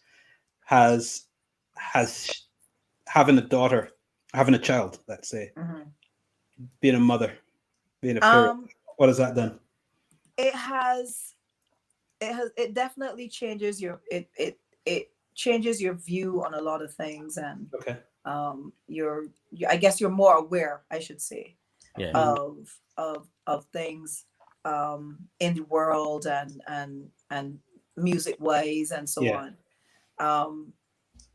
But I think myself and Edward we're very liberal parents, and we're very open with her. And so we encourage her to be who she is and who she's going to be, and to express herself. And she understands, she knows from a low thing, you know, she was like, my mom's the Queen of Soca. I think it's great, bro. I agree with her. But I think as she's gotten older, being the child of somebody who is famous, you have to learn to navigate people space. Because she then has to try to figure out the people that want to know her for her, or the people who are because she's my daughter, you know what I mean? The house. And so she's learned that. She's like, Mom, she's like, first of all, she plays down the fact that I'm her mother. She plays it down because she wants to see, because she's seen the change before, when people meet her and then somehow find out who her mom is, and she sees like the switch in them. And when she sees that switch, she's like, okay, great. So you could go. You're in that bucket. You could exit stage left, right? And she's very comfortable with who I am and what I do, and she's grown up with it and she's used to it. And she knows that I don't, because from time, there's always a point that I will never go past.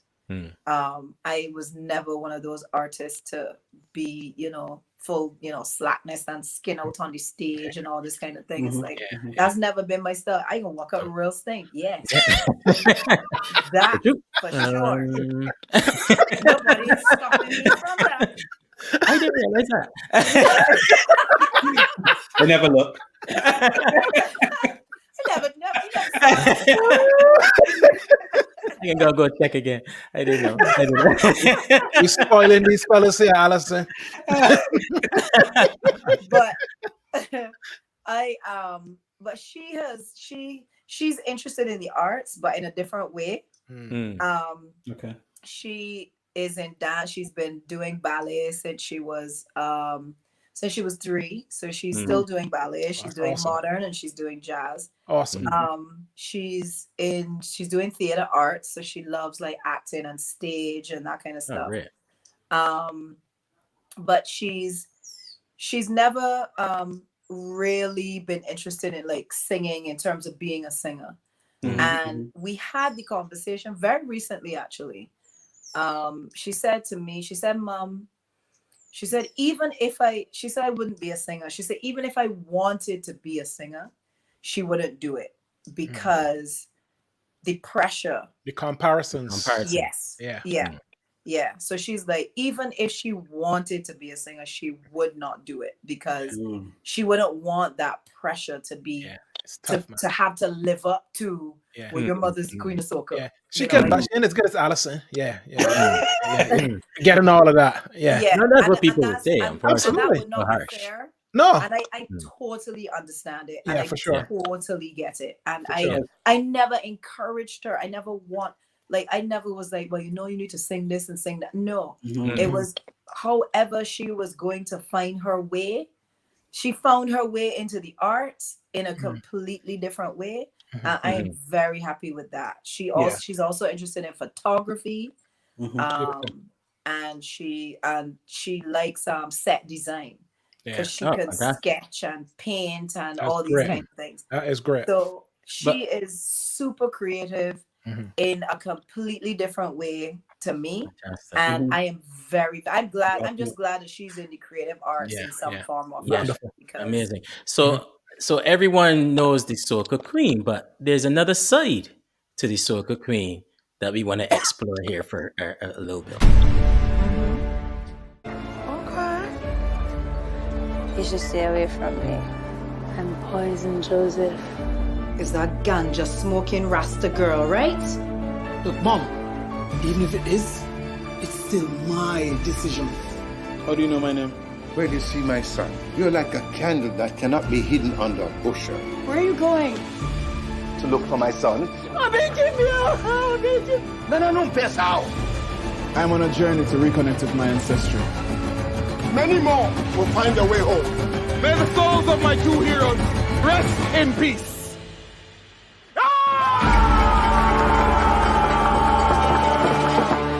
I'll be there in Ghana with you. Yeah? That's not how we talk. That's how you talk.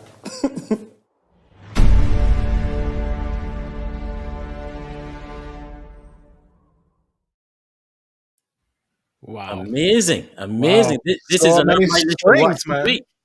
Yep. This is on my list. So acting, Alison, on the big screen. Another passion of yours? Something you were always interested in, or something you fell into just happened? I've always been interested in acting, like always. I used to do, you would do drama classes at school and so on. But then obviously once I got into square one and, we were working towards our dream and then starting to tour. And once our touring really picked up, I mean, there wasn't any time because to shoot a movie, you have to set aside time in order to shoot. You can't tour and shoot a movie at the same time. So I took the opportunity to take some time off. And Alison is a national treasure. That is so sweet. It is true. It is very true. That is awesome. So when the opportunity presented itself, when Marcia, Marcia Weeks. Marcia Weeks, she is the writer of the movie, and she approached me about this movie, and she actually said to me when she called me, I didn't know who the heck Marcia Weeks was, and so she just called me out of the blue, and she was like, Alison, I'm writing this script, and this character, I'm seeing you as this character. I'm writing this character for you. Like, you are the only person that I want to play. You just caused Marlon to freak out there just now because you read his comment, by the way. He's having a moment. Come on, Marlon, have your moment. I'm going all across social media tonight.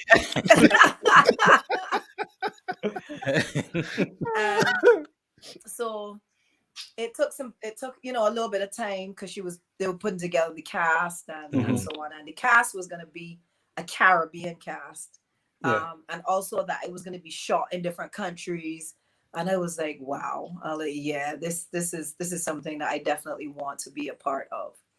And the fact that some of it was going to be shot in Ghana, I was like, yes, definitely. I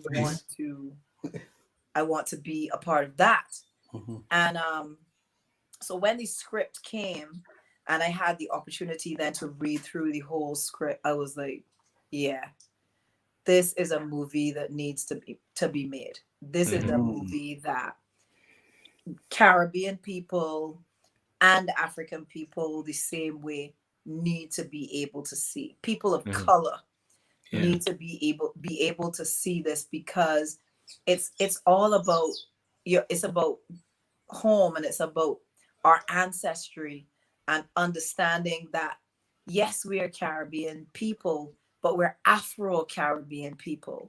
And our history, we can't deny slavery. We know that slavery was a horrible, terrible, terrible, terrible time in our history.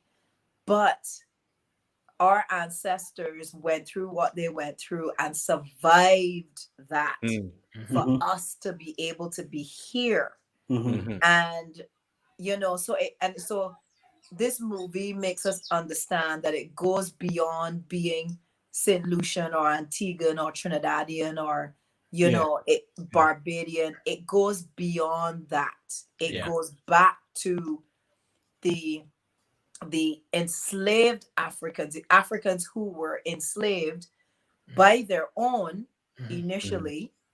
That's because we all know, if we we all know this. That they were enslaved by their own, caught and sent to the and sold to the white slavers, and then shipped off to all the different different places, obviously including the Caribbean.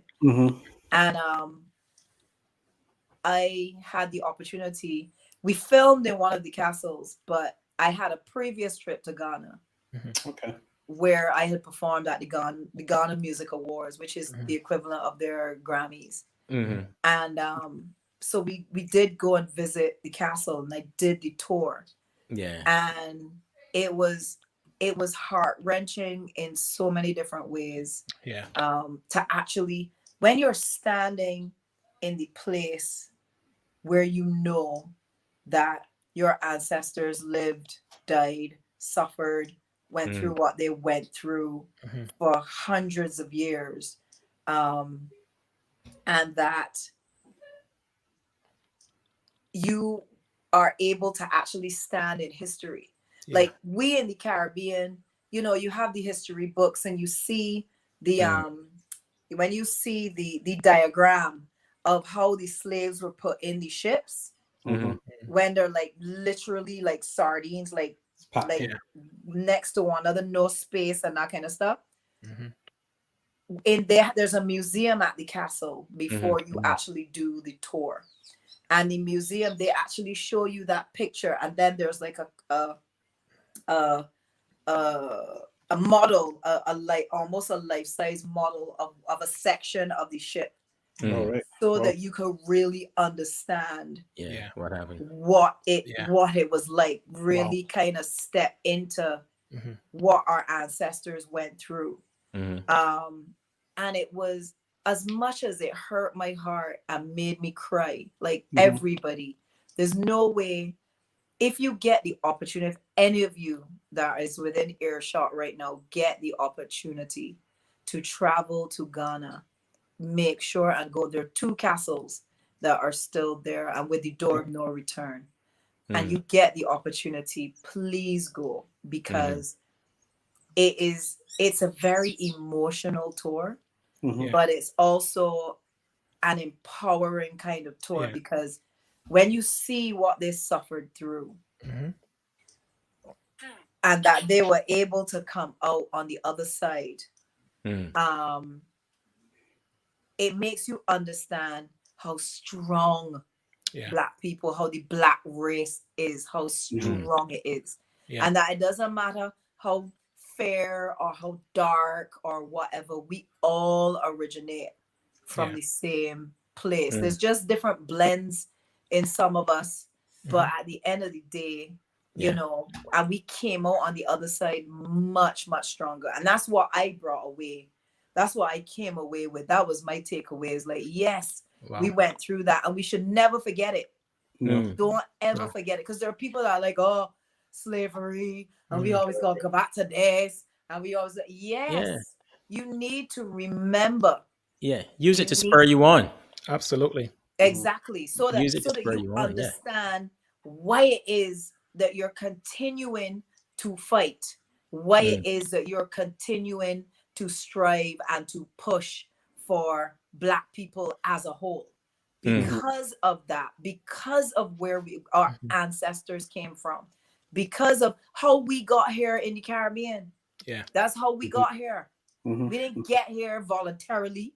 We didn't buy a ticket and say, yeah, let me jump on this shit and go down to Barbados and go down to we didn't do that. Our ancestors didn't do that. They were brought here under duress, chained, and God knows what else. And they tried to break us. They tried every possible thing to break us, and they were not able to do it.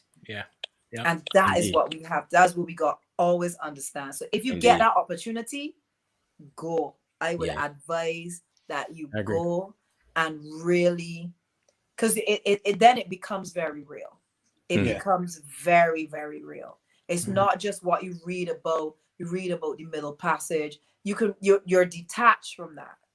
When you're actually there, you feel it. I actually felt the presence of the ancestors. I felt their spirits. I felt all of that. It's an amazing, amazing thing. And y'all are in England. You're not far. And you know, listening to you talking about it, Alison, we can tell that there's such a passion there, and it has left such a lasting legacy. And how is it shaping where you go next as a person of the arts? Well, in terms of how I am, I'm embracing more of me, in terms of you know, my singing career. You know, that's not going to come to an end just yet. So let me just put everybody. We wanted to hear you say. We wanted to hear you say it into the air. Speak it more. Right? I'm sure everybody was wondering, but to hear you say it now, we good. Don't go into a panic and be like, "Oh Lord, you done say." No, that's no. But I'm looking to expand further in terms of the brand that I have built, that is Alison Hinds. And so, you know, going into merchandising, and going into beauty. And I have some things actually that I had kind of started last year. Excuse me. But now this year, 2021, I'm actively activating these things. And so it's and this is the time for me to do it, because we, you know, everywhere is on some version of lockdown, restriction, quarantine, some kind of something. And time to make your plans and think and well, my plans was done. It's starting to put things. It's starting to actually execute. It's actually putting things in place so that these things can be executed. And there's a few things that I have excuse me, in the fire. It is not Rona. Let one know. No. I was telling you, don't cough. There's a sinus. The chats were scattered.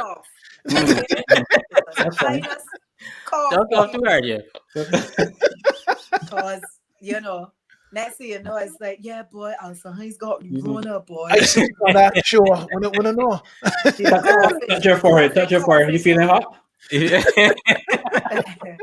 But so I'm looking at and doing things that are geared towards women of color and people of color. You know what I mean? Because everybody else, you know, white women got like the most, the most of everything. They got all kind of thing.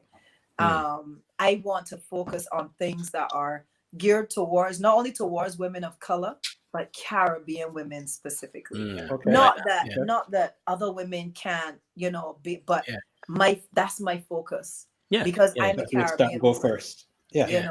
I'm a Caribbean woman, and I need any products that I go for, or anything that I'm looking to partner with, has to be geared towards. If it's specifically geared at women, it's geared for Caribbean women of color, or my Caribbean people. You know what I mean? Yeah. So that is something that is that I'm very conscious of, and I'm actually working with a couple of Black-owned businesses. So that is also, that's also quite important, that we understand that we need to support each other for sure, financially as well. You know what I mean? It's not if Andre got a business and me and Andre is friends, I am not to go to Andre and be like, Andre, man, you could give me some of them, you could give me a couple. It's like, no, it's like, Andre, how much for so and so are good? I want 10. Yeah. You understand? Because that is how you support. That is how I support Andre. This is so significant, and purchasing from his company, and Yes. then encouraging my friends and family go and shop to get like in there. Andre. Exactly. You understand? And then if at some point Andre decide, man, Alison, all right, you buy with me all the time, you give me the support, I can give these two here, so thanks for the support, and but don't you see this whole begging thing? And that's what is keeping us in keeping some of us in poverty, and keeping us in places where we're not going forward, and we're not progressing. And even the begging is almost the expectation. Entitled get it for free because we're friends. Agreed. Or sometimes not even friends, simply because you're Black, I'm Black. You got to give me that for free, right? Agreed. You're right. They will never take that mentality anywhere else. No. And you see, and that's what I'm saying. That's what's pissed me off. You understand? That is what has pissed me off. That you are going to go to any other person of any other ethnicity, and you would just go and pick up, pay the price, do business with this person. You're asking for the discount. You're asking for you don't expect no freeness. It's like, no, because I gotta go by so and so, and I gotta go and pay for it. And I don't assume that because it's a Black-owned company, or because their friend, or their family member, that you could go and we have to stop with that mentality. We have to stop with that. Agree. For sure. Agreed. So 100%. Listen, a couple things there. We would love to, at the right time when those products are available, you got to come back and talk to us in the living room, Alison, because sure. We're pushing them through the global network. Oh, for sure. So, exactly. Listen, I ain't got a problem with that. I have no problem. And there's not active samples either. I buy them. I can still sell with the samples, though. I can sell with the we asking, we buy them, man. We buy them. But the thing is, if it's hair and thing, you can go buy for like the wife, or for female. Now look, if I get the point. If you got a powder that can make the red man look a little better on the camera up on the Sunday, I can put it on. I got the shine. I can put it on. But you got, when you get the powder, you got to be on camera. Say I am wearing Alison Hinds. That's right. You got to say. You got. You can't just put it on and exactly. You gotta say it today. Alison, I'm wearing the powder today. No, this look today is brought to you by. Or little, if you see the lips looking line, this is because I have on Alison Hinds lip liner. And you gotta say it. I mean, put it on. Listen, let me remind people of the catalog. First of all, look, we talked about the music, we talked about the Square One years, we talked about the awesome collaborations, the album, the singles. It is all there. This is a significant body of work, and of course, it is available everywhere. Everybody, you can go everywhere and find Alison's music across Apple Music, Spotify, Deezer, Amazon Music, wherever you pick up your music. You can go and find Alison. And one of the things that I want to do, yes, and I want to also kind of, I want to try and work on this sooner rather than later, is because some of my music, some of it is out there and some of it isn't, depending on what albums are out there, etc. And then, of course, I did collaborations that were not with Square One and so on and so forth. So what I want to do is put together a greatest hits series, a greatest hits series, because it's not going to be like one album. So that is something that I would really like to put out there, and that way the fans know for sure that they have one place where they could go to get the best of Alison Hinds. You know what I mean? I think that's I lag in with that. That's missing. I can tell you something. When you do that, so my body can just do so and go through the roof. Mark my word for it. Soca in my body is just the song. Wait, that's Tracy. I just see my friend Tracy Faircrossing. Yeah, she and I know that because they would come to Barbados every year. Yeah. I know. Yes. Every crop over. She's stuck in England right now. Yeah, and vex. But you know that she and the whole family, they're really Bajans, right? For sure. We know. Let me drop this one here too, because we want to make sure that people can connect and continue to connect with you, Alison, across all of your social media channels. And you're very easy to find. Very simple handle. Alison Hinds. Indeed. That's right. Indeed. So please go and find our channels and like and follow. Dre? Indeed. I almost still cannot believe that we got Alison to come on the show. When we when we sat down and we conceptualized, legends in the living rooms, we had like 5 people. Then we went to 3. Alison, every list we put, you was in it. Like, we need to get Alison Hinds. And it was just, we just had to, because, and even more so now after this conversation, it really cemented so much that were in our minds when we were talking of your impact on the region as a whole. We saw people there saying that you're Trini. I'm sure if I went to Suriname, for Fuluma, they would say you're ceremony. Yeah. If I went to Grenada or whatever, they would say, no, Alison Hinds is Grenadian. Yeah. And that is just the impact that you have had, yes, on women and women empowerment for sure. And so many male artists, yes, as we talk about Rihanna as well, but the entire region, your impact of elevating us wherever you went, with the quality, with the consistency, with the class that you have everywhere that you have went. And and guys in the audience, thank Alison for stopping by. I still can't believe we got you to sit still for 2 hours. If there's anything that I would thank Corona for is this, because maybe this is the only reason that we got you to sit still at home for 2 hours. But thank Alison for stopping by. But Alison, we want to do a little bit more. Okay.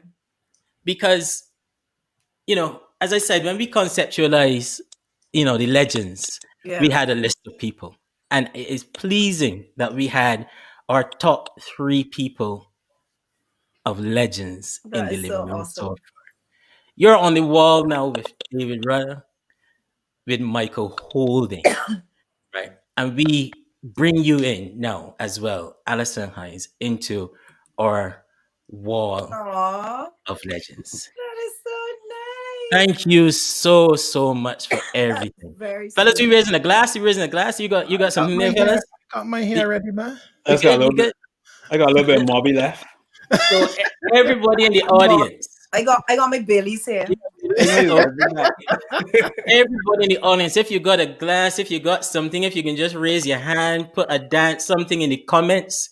Alison Hinds, thank you so much for everything you have given. You continue to give, and as you just say, you plan to give to the Caribbean. You are indeed a Caribbean legend. Thank you so much, Alison. Thank you, Alison. Thank you. Cheers. Now, indeed, cheers. Now, normally, if anyone has watched our show before, our guests usually leave, and the rest of us would normally have a little bit of a catch up. But, let some of those comments come up on the screen as well. But when it is our legends, we don't believe in asking our legends to leave anything. So we close the show with our legends on screen.